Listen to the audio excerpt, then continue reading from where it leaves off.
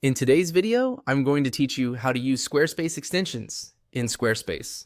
To get started, the first thing you want to do is make sure you've added the Squarespace ID Finder extension. This extension is helpful because it lets you quickly identify the unique IDs assigned to elements on your site, which is especially useful when you're working with custom styling. If you haven't added it yet, go ahead and install it before moving on because you'll need it later in the process. Once that's ready, open your Squarespace site dashboard and click on Website. This is where you'll access the main structure of your site and the settings connected to your pages and design. From there, click on Pages so you can navigate to the area where you'll be able to work with your site's customization options. Inside the Pages section, look for Custom Code and click on it. This area gives you access to code-based customization tools, which can help you make more precise visual changes than the standard design settings alone. After that, click on Custom CSS. This is where you'll add the CSS code that controls the styling for the specific element you want to target. Now, go ahead and paste the code into the Custom CSS editor.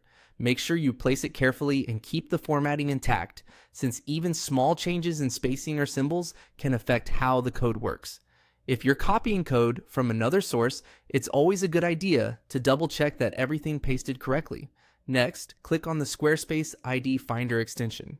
With the extension active, locate the image block you want to work with and click the ID code shown for that image block. This step is important because the ID is what allows your CSS to target one specific element instead of affecting multiple blocks across your site.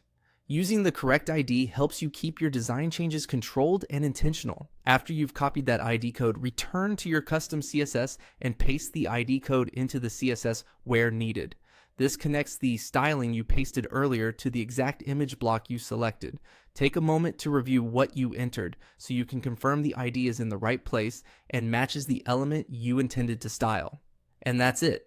By using the Squarespace ID Finder extension together with custom CSS, you can create more targeted design adjustments in Squarespace without changing other parts of your site. If you're making visual edits, it's always smart to preview the result and make sure everything looks the way you want before moving on.